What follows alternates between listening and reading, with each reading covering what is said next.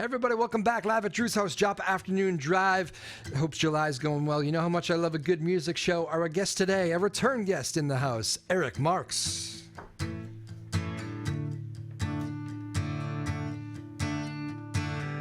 Every now and then I hear your voice when you said it was over. And I remember when we had a choice and we became lovers.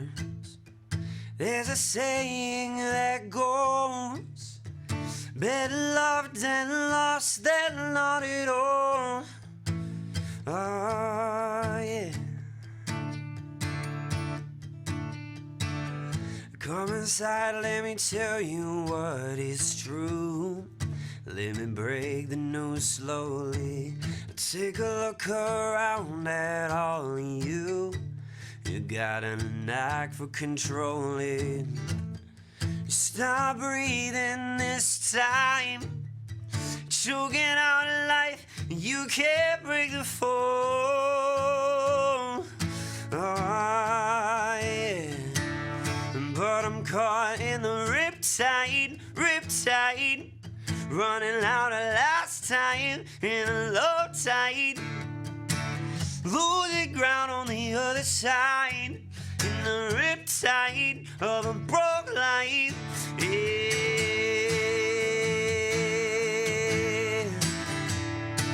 Yeah.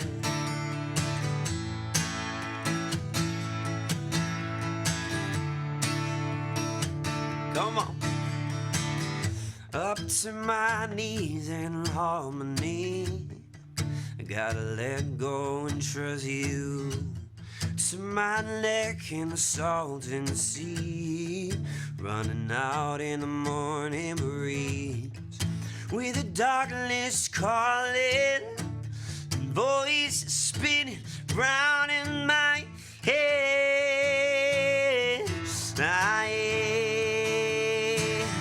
But I'm caught in the riptide, running out of last time in the low tide. Losing ground on the other side in the riptide of a broke life. Riptide, running out of last time in the low tide. Losing ground on the other side in the riptide of a broke life. Yeah. Oh,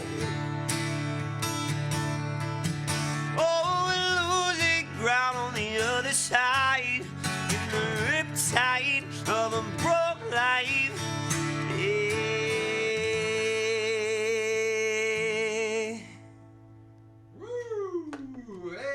Marcs in the house. How are you, man? Good to see you again. Good to see you, man. Sounding good. Thank you. I've heard you do that one before. That song. When'd you write that one? That was one of the first songs that I ever wrote. Yeah. Okay. Like before the career, before Wow. everything. I was in line getting ice cream, and that melody popped into my head. And I did the voice memo on my phone. You can still hear people ordering ice cream on Is that right? my phone, I swear to God. Man, so many people have stories about that because that is like I mean, it just makes sense. It's so easy to do, but like you don't want to lose the thought or whatever, right? Oh, yeah. So you put it down on the phone and yeah, that's how you do it, I guess. You got a million of those probably. Well, and they usually don't turn out the way that, you Throw know a what I mean? bunch Like, away. you listen to the voice memo, you're like, that is not at all how I wrote it. But, Yeah. you know, it's that idea that sparks the rest. There you go. So that was one of the first ones. Very cool. You are obviously a solo artist, but you have a band as well. I've seen you with a band many times. You guys kind of have a busy summer as well. You have a busy solo and band summer, right? Yeah, always. Yeah. What's the and you guys have a big band date coming up. Why don't you tell people about it? July 29th. Yeah.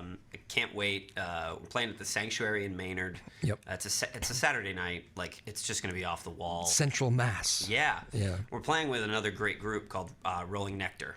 Okay. And I saw them play a couple of months ago and, like, just fell in love with their sound, what they're trying to do, and like, what we're trying to do really, you know, meshes really well with their sound and their mission. So that's cool. I just can't wait. And a lot of the guys in my band know the guys in that band, and you know how that goes. Yes. So very good. Well, that's cool. How was the fourth? You have a good fourth? Yeah, it was. I was actually on an old sailing ship in Boston Harbor. Nice. Next to the USS Constitution for July 4th. It was Very awesome. cool. Just hanging out all day or what? Yeah, I decided I needed a hobby Okay. this year, so decided I wanted to go sailing. So you've become a sailor. Yeah. Fascinating. Yeah, it's pretty cool. Very good. Yeah.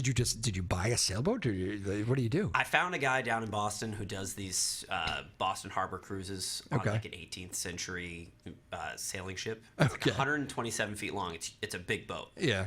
There's a crew of 12, and like we just go out every day and take people out.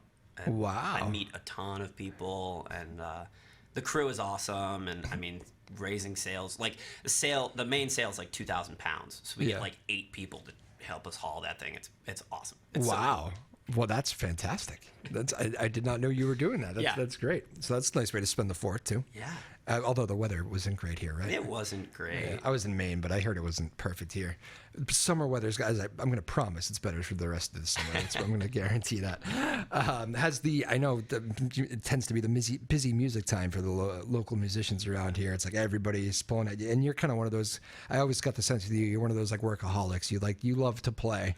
So it's like, do you have to tell yourself sometimes to like maybe turn down gigs, like take care of your voice, all that stuff? All the time. Really? All the Yeah. time. Yeah. And I mean, even my family, a lot of my friends, I'm like, oh, I have a Saturday off. And they're like, that is awesome. And Yeah. and then I'll turn around and be like, well, I booked a gig on that Saturday. They needed me. It's like, yeah, I mean, Yeah. it's terrible. But I mean, time off, again, that's why I got the hobby, because I needed to give time to myself. It's really, really important. And I didn't know how important it was last year. I grinded hard last year. And I paid for it.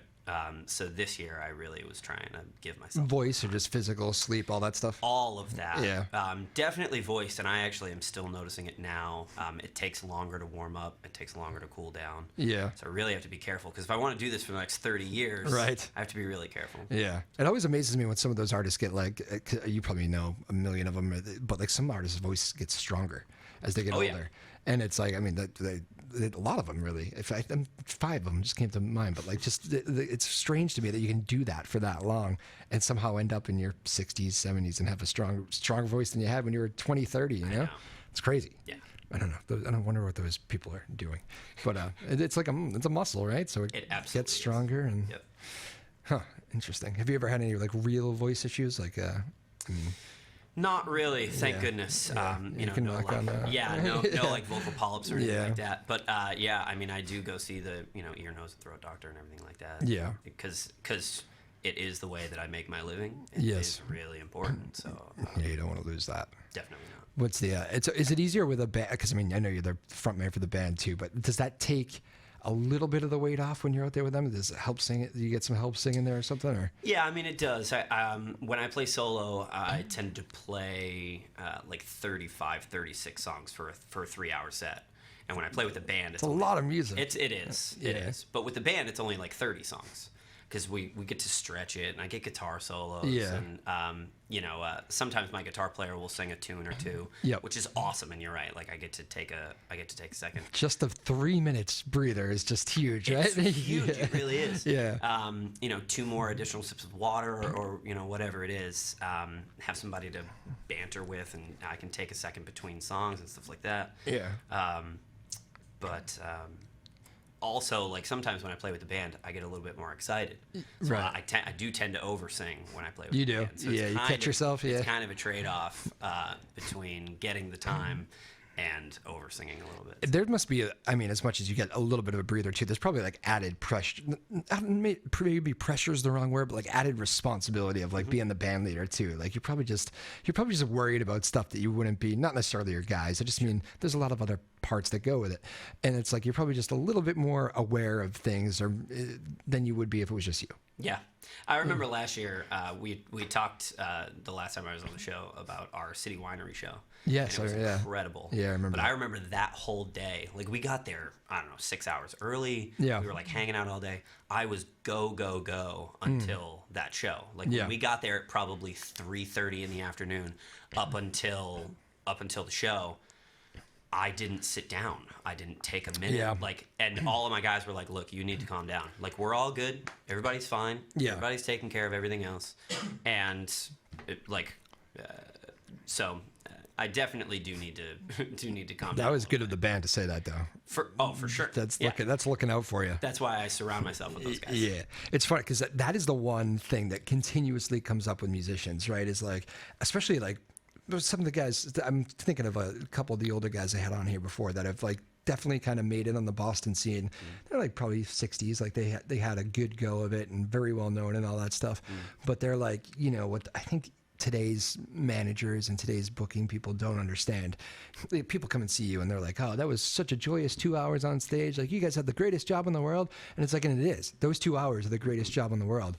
But you're not really paying us for that. You're paying us for those it's a whole day. It's the load in. It's the load out. Like, this isn't the, this isn't the Rolling Stones or the Dave Matthews Band or name your popular act that has a whole crew out there. It's like a lot of work on these artists. I think people so many times don't see that and don't even realize it's going on before, after shows, all that stuff. Absolutely. Full day. I tell people that, the music that we play is free. Yeah. We would do that for free. We would come and play for you because we love it for free. It's a good line. Everything else is what you pay for. You pay for the rehearsal, you pay for the driving, you pay for the load in, you pay for the load out.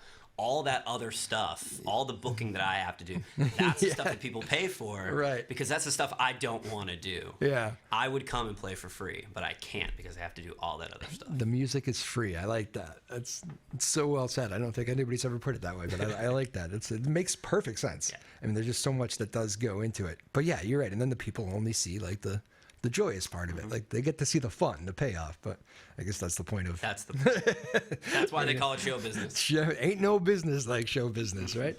Again, Eric Marcs joining us here in the house, playing some music. And is this a few times now for you, right? Second or third? This is second. Second, only second? Okay. Yeah, for some reason, I know we were trying to book a second for a while, so maybe that's why I felt like it. But it's good to have you back on. So the summer, what are you averaging, would you say? 3, 4, 5 gigs a week? This year I decided to go a little bit slower, so it's about 4, and 4. I know that doesn't sound it doesn't sound slow. But last year, especially in the summer, it was like almost 7 days a week. Wow, man! Most weeks. So I mean, it was a really long summer. But it was amazing. I may have said this to you last time on the show because it's one of the things that comes to mind when I think about you specifically playing with the band, but. I guess, yeah, I'm picturing you with the band right now, but I've seen you solo too. But one of the things that comes to mind is like, I remember one night there was, I don't even remember where it was, but we went to check you out. I was actually coming back from a concert in Boston. I went to see you, and it was like an ugly night. I remember, like not the best weather. Like people were not going out, and we got there late. And I was thinking it was like, oh yeah, we'll see what kind of crowd he got because it's not pretty out here right now. And we went in. It was like not your usual crowd, but I remember you played your heart out. Like, and I always thought, I think that's like the coolest thing for a musician. Like, it's like. To the however many, I mean, I've seen people who have rooms of just nobody there, 4 or 5 people sometimes, and those guys that do that too, I'm just like, it's so commendable because your stuff was like damn good, and it's like you didn't have to give it your all, but you clearly did. Like, you didn't care who was there, and that's one of the memories I have of you. That's what I try and do. I mean, they say you never know who's going to be there, and sometimes you take that phrase to mean like, oh, you never know, like, Sony executive could, show up for a gig, and like, but it's not always that. It could be, somebody who just had a bad day, or somebody who really needs you to be on your game tonight. Can show up, and that's how I always take it. Just try to never have an off night. Yeah, it doesn't matter if there's one person in there, or 100 or 1,000. It's just the show should be the show, and that's how I try and do it. I had a guy once tell me he's probably, I'm older than you. I'm 36. How old are you? 26. So I got 10 years on you. This guy had at least 10 years on me, probably a few more.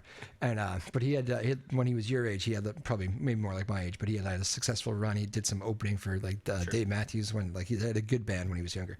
And he was telling, I saw somebody go up to him one day and say, hey, would you play, this place? He's like, sure. Yeah. He's like, it's not always, the crowds are kind of scattered sometimes, especially if you're not a regular. But he's like, I remember, it always stuck with me. He stopped the guy and said, pretty much what I need is 4 or 5 like good listeners. If you put that in a room, start there, I'm good. That's it. Everything else is a bonus. Like, I can work with 4 or 5 people that care. That's all I care about. Yeah. And I thought it was like, that's a cool way of thinking about it. Sometimes when we play in Boston, we can get rooms of 100, 150 people Yeah. that don't listen, that don't Yeah. care. Those aren't fun rooms. And those aren't the fun rooms. No. If people care, it's great. If you Yeah. get 4 or 5 people who care, those are some of the best shows. Yeah. If you get more, that's great. But 4 or 5 people who listen is better than 150 people who don't care. That makes complete sense too. Yeah. Because how do you feel about this? Right, City Winery. You had this experience. I love the City Winery. Me too. But I don't know if you, and maybe that room was different that night. I can't remember. But there is that. If you haven't been there, it's like you sit down, people eat, and they. So I'm always like the person that like cannot control the fork and it's banging. Does that stick out to you? Drives me insane. Oh yeah. Especially. Can you be a quieter eater or eat before? Especially when you open up for somebody else, like if you're. Because that's like prime eating time. Exactly.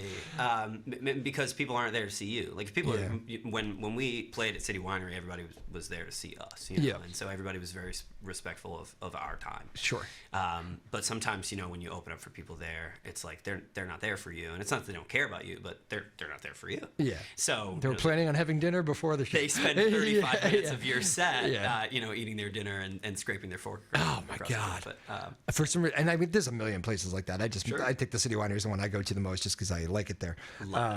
It is a great spot. My buddy Scott actually, I went to the Dead and Company show with him. He kind of runs the place over there. One thing I always hear about the City Winery is people that play there always say they treated very well backstage. So all the time. That was good. Yeah. So that's good to hear. Good job, Scott.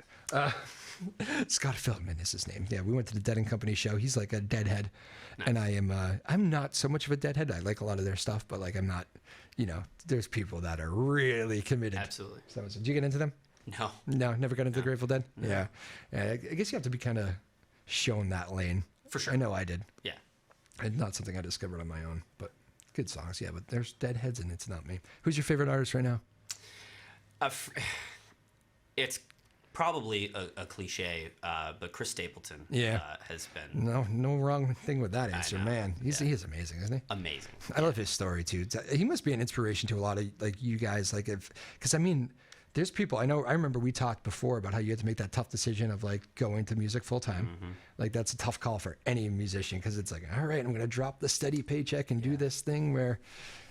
It's music, but like a guy like that did that into his 40s. Yeah. Like, I mean, he was writing songs for other people, which, made him some money along the way. But when he decided to do it himself, it was late in the career. Very late. Yeah. And his story is great.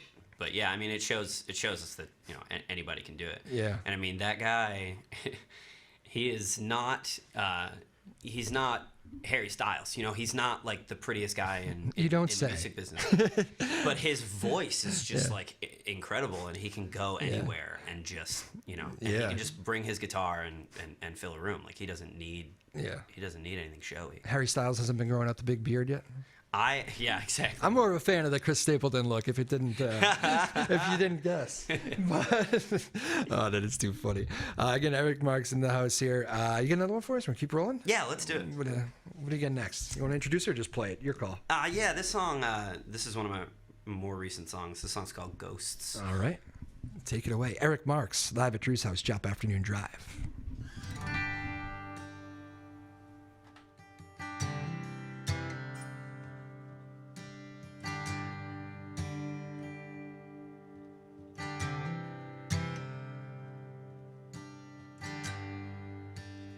Got a confession to make. I thought about it a day.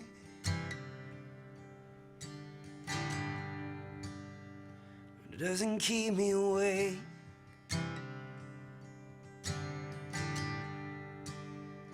And I won't make that mistake. These ghosts don't rest easy, and my past won't stay away. 'Cause I've been sneaking out at night and meeting them halfway. No, I ain't been lying, so please don't be afraid. The ghosts of all my promises are hiding in the shade.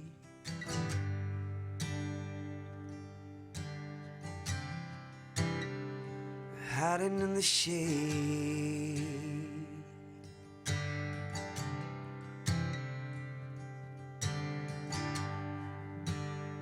You wanna talk about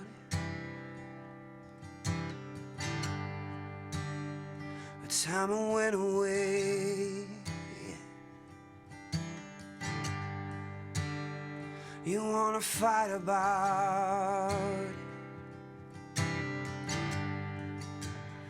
Say what you gotta say. These ghosts don't rest easy, and my past won't stay away. 'Cause I've been sneaking out at night, meeting them halfway. No, I ain't been lying, so please don't be afraid. The ghosts of all my promises are hiding in the shade.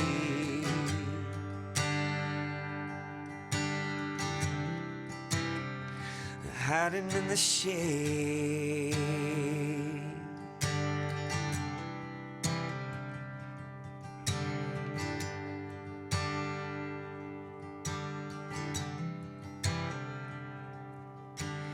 These ghosts don't rest easy, and my past won't stay away.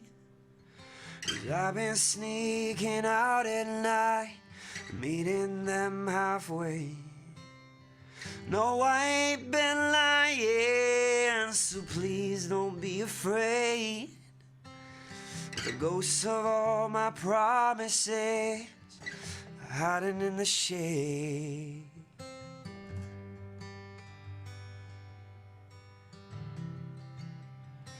Hiding in the shade.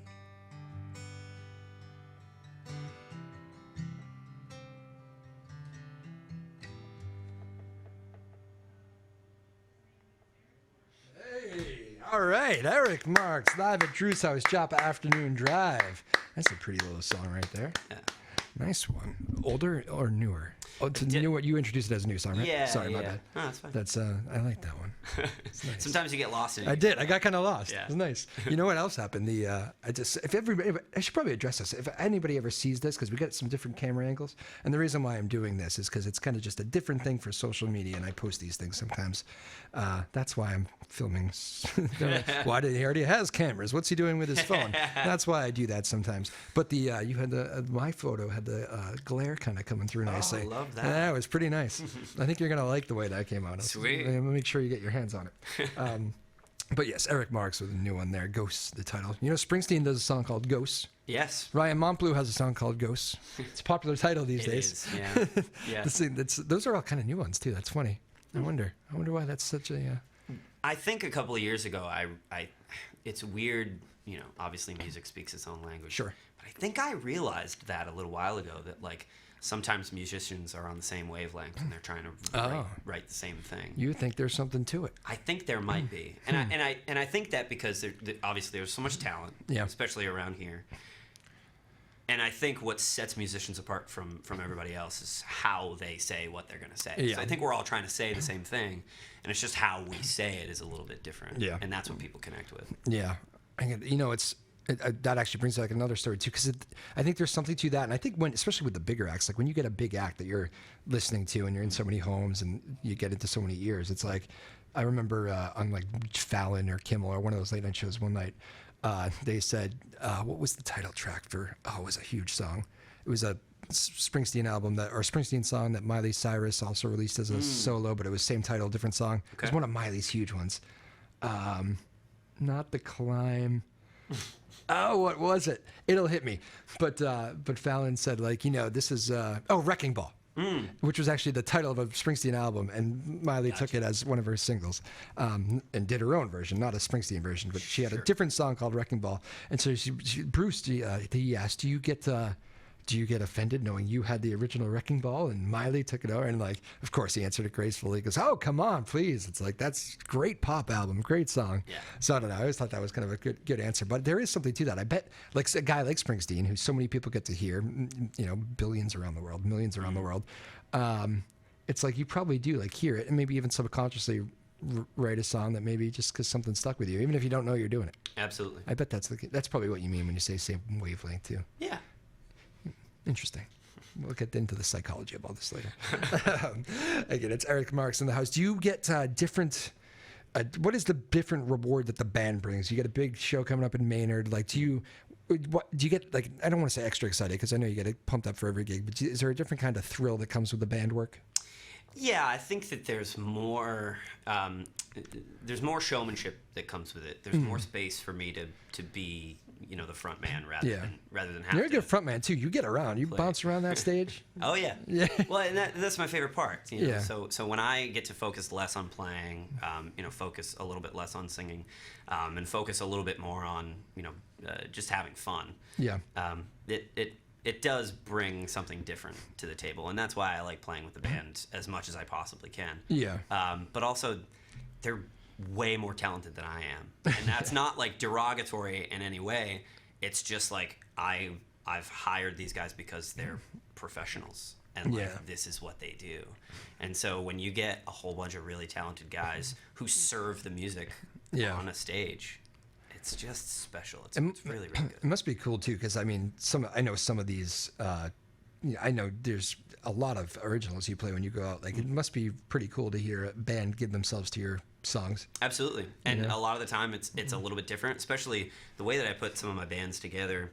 I just hire guys that are available. So there are guys that I call first and guys that I call second, and some people have played my songs now.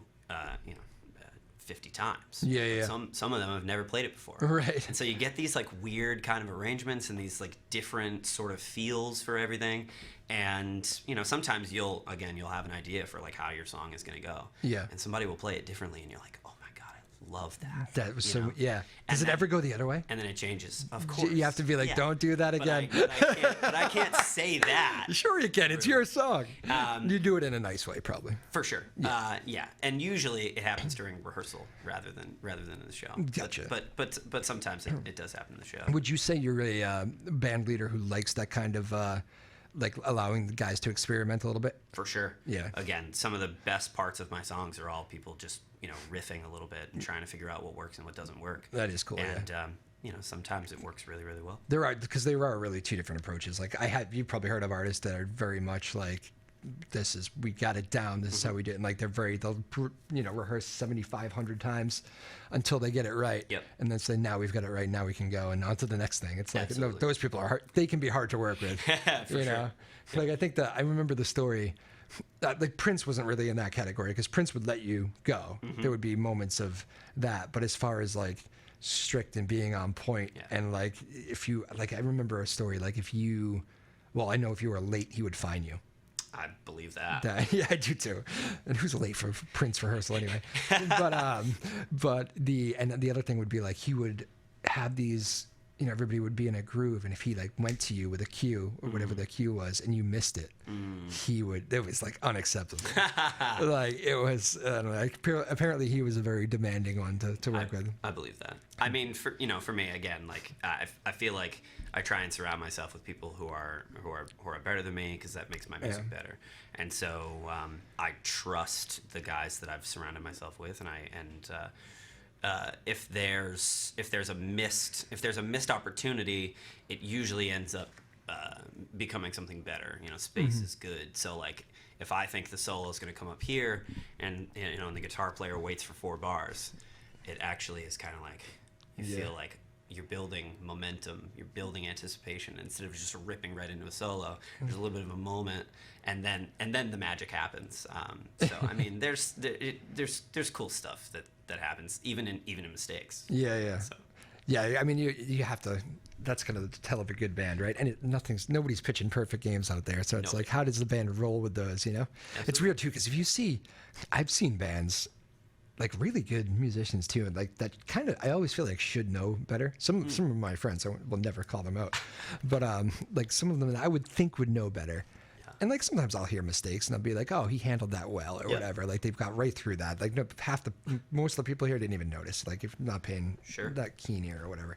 But like I've noticed like guys get like seriously pissed off with guys in the band before, and like kind of you don't have to yell over the microphone, what are you doing? But it's like even some of the body language and stuff, it's like people see that stuff, so it's like, I don't know, that's one of those things. I always hate it when, especially people I really like that are like, no, don't do that. It's a bad look. And everybody has bad days. I get it. Absolutely. If I've said it once, I've said it 3,000 times, but it's all show business. It's all a show. Yeah. None of what you see is real. It's all scripted. It's all rehearsed, right? Yeah.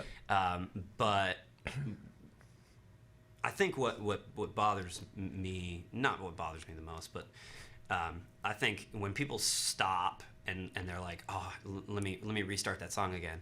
Oh, it's yeah. like, man, you've really taken me out of it now. Yeah. And if you can, like you said, if you can roll with that, if you can take, the bad note or, the flubbed beginning or whatever, and just sort of roll and keep going, that's really what music is all about. Because you're right, it's not going to be perfect. Yeah. But if you can just keep rolling with it instead of taking people out of it and being like, oh, let me start that again so that it's perfect. Right. It's like, no, even, I got to be honest, even in here, it's funny because that I remember the first time that happened to me in here when somebody did that.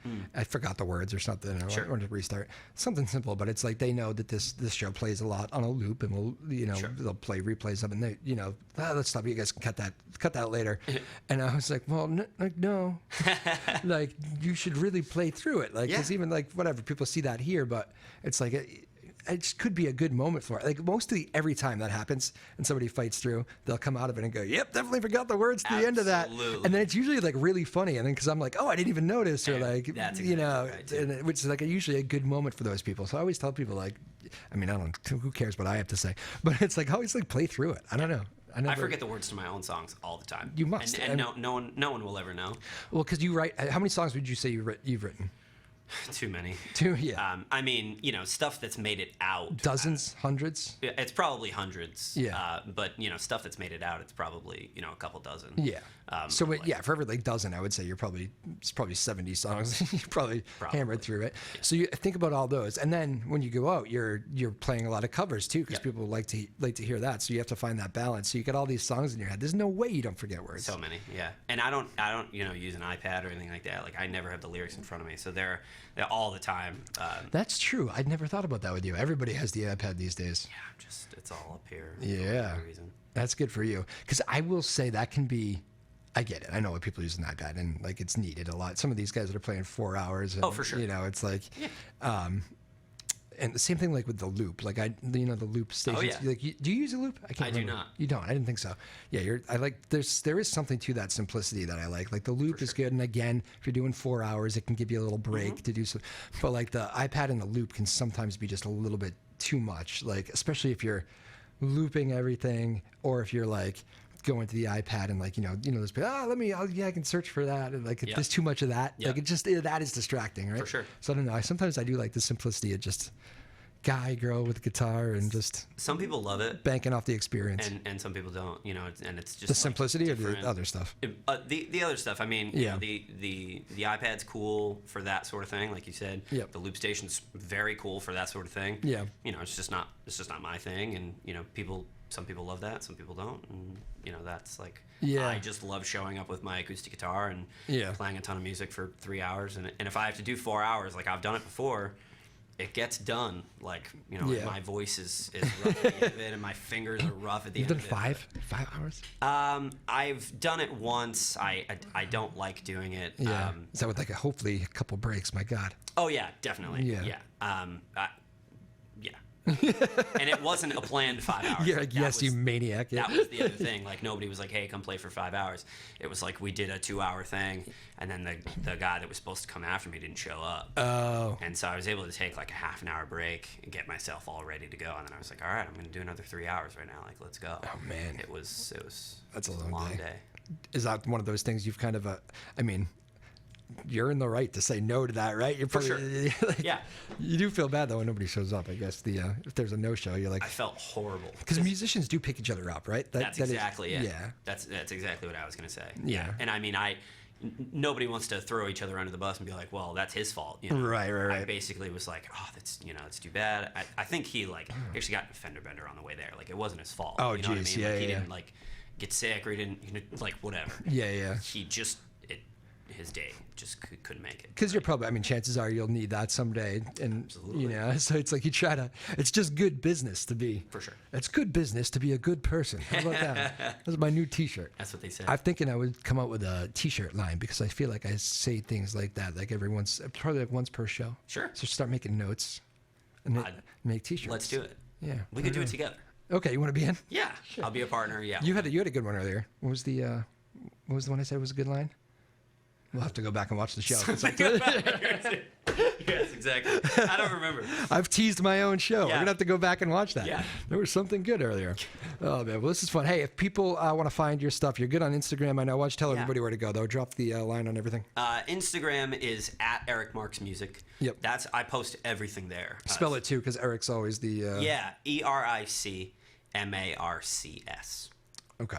And so yeah, that's where everything is. EricMarcsMusic.com, same thing. Everything is there. Do a good job with the website. All the dates are there. Yeah. That a boy. I try and stay up on that as much as I can. Again, part of the work that you don't see on stage. That's exactly right. Stuff I get paid to do. You didn't know you were going to be a web designer either, right? Exactly. And on Twitter, I'm at Eric Marcs on Twitter. So EricMarcs. Am I following you on Twitter? On Twitter. I don't know. Probably not. I think I have 43 followers on Twitter. Oh, so because it is funny. Well. When I started in the news business like 12 years ago. Yeah. Was it 12 years ago? 36? Wow. Man, getting old. When you were 20. 20, yeah. Well, I interned in college at BZ in Boston. And then they hired me out of there, so it was a good internship. Nice. Kids, you should intern. It's a good idea. Yeah. Make friends. But, so I've been, that long. It's like hitting me right now. 12 years. Seems like a long time. But Twitter was like, when Twitter came on the scene, it was like, this is going to take over the world. I know. And it kind of did for a little bit. But now, even then, it had a little bit of an aspect of like news people talking to news people. Mm-hmm. And now it's kind of almost just that, it feels like. And I still like it. I do. But I don't know. It's like, I think Instagram's probably the one with the lasting power. Sure. TikTok seems like the kids are into TikTok. Do you do the TikTok? I do not do the TikTok. Yeah, good for you. Yeah. I was reluctant. I was kind of forced. I don't do Facebook anymore. I don't do TikTok. I like Instagram because the video and picture aspect of what I do is really important. Yes. So I think that a picture and a video is obviously. I think it's the most easy to please visually, and I think it's easy to use. Definitely. TikTok's all very fast for me. Yeah. It kind of says a lot about our whole thing, and then move on. Perhaps. I do like the dogs. I get into a thing with dogs. I bet you do. The dog ones are funny. Do you have a dog? I get 2. Ah. Yeah. There you go. Those are my boys. I always love ending a show with dog talk. That's good. Go see Eric Marcs. He's playing. Really, you play all over. I play all the time. Yeah. But I mean, it's important when I get to invite people to a show of mine, or I'm just playing my own music. Yeah. And when I'm playing with other people, Rolling Nectar again is going to be there. Yep. And like they're incredible. The Maynard show, should come and see them too. Like that's the really important piece. And you do a good job of mixing. I always like this. You mix your originals. Yeah. And you'll do the covers or whatever people ask for, but you do some original people. I always think like you're doing yourself a disservice when like you have really good songs. Like play them. Like I love Tom Petty, but I don't need to hear "Free Fallin'" from you. Sure. Sure. Like it's not a necessity in my life right now. I've heard that's done plenty of times by Tom Petty himself, but like play your own. Like, and I always like the mix of it. I think it's people that do a good job of that. Some original artists are like, I don't know, people don't pay me to play my originals here. They want to hear Tom Petty's "Free Fallin'." Sure. But I don't know. I think you've found a nice balance with that. Do you have like a theory with that? Is it all, or do you just kind of do what you want? I try and tell a story. So if my originals help tell that story, I'll do that. And then the covers that I play also tell that story. Like a nightly story. Yeah. Like I want to show people who I am and the stuff that's brought me to where I am, and so I try and tell my life story. So that's what you're thinking with the cellist. Yeah. But every night's a little bit different, and so I call tunes a little bit differently, especially with the band. Yep. Sometimes it can get really loud, and so if there's 10 people in there, I'll call tunes a little bit differently so that we can still tell that story. We're not blowing people away, right at the beginning. See the room, play the room. Yeah. Got it. I like that. All right. Good sense into your brain there. Before we take it, you want to play us out with one? Yeah, let's do it. I didn't give Maeve power. God, the person doing all the work here. I was actually late today, as you know. You guys both beat me here. I don't even need to do anything. Maeve has me all set up when I get here. You made sure to give her credit, I know, before we even got started. She's the best. Thank you, Maeve, for getting us going here today. I appreciate that very much. Sarah Hayden is somewhere around, the boss. Thank you, Sarah, for everything. And I don't know. I saw a lot of bags out there. There's projects going on. I don't know what they are, but I come in here and talk to great people like Eric and listen to music. So that's my job. Have a good day, everybody. Eric Marcs going to play us out. Go find him. Go see him live. He's a good one. And the band, solo, all that stuff. Take it away, my man.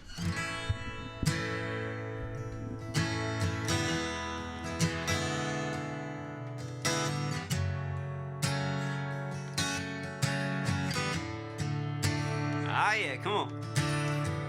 When I got up, she was gone this morning. I took my keys, car was stolen. I poured a double on the rocks, toasted to the clock, it was 9 a.m. The next morning, my head was pounding. I grabbed the bottle, don't try and stop me.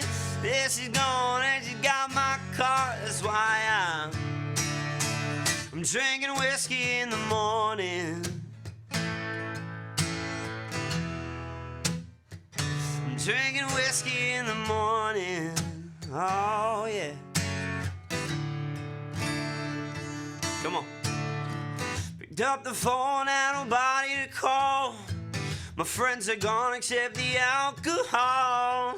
I poured that bourbon over ice and it overflowed the top. Man, I don't want to stop drinking whiskey in the morning. Nobody calling on the phone and I don't even feel it. Everybody's singing loud, singing proud, drinking whiskey in the morning. Putting on your shades and smoking. Oh, can you feel it? Yeah.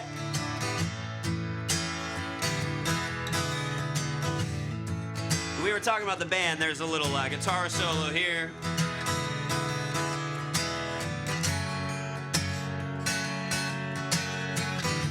And we're gonna sing it again. Come on. Drinking whiskey in the morning. Nobody calling on the phone and I don't even feel it. Everybody's singing loud, singing proud, drinking whiskey in the morning. I'm putting on your shades and smoking. Oh, can you feel it?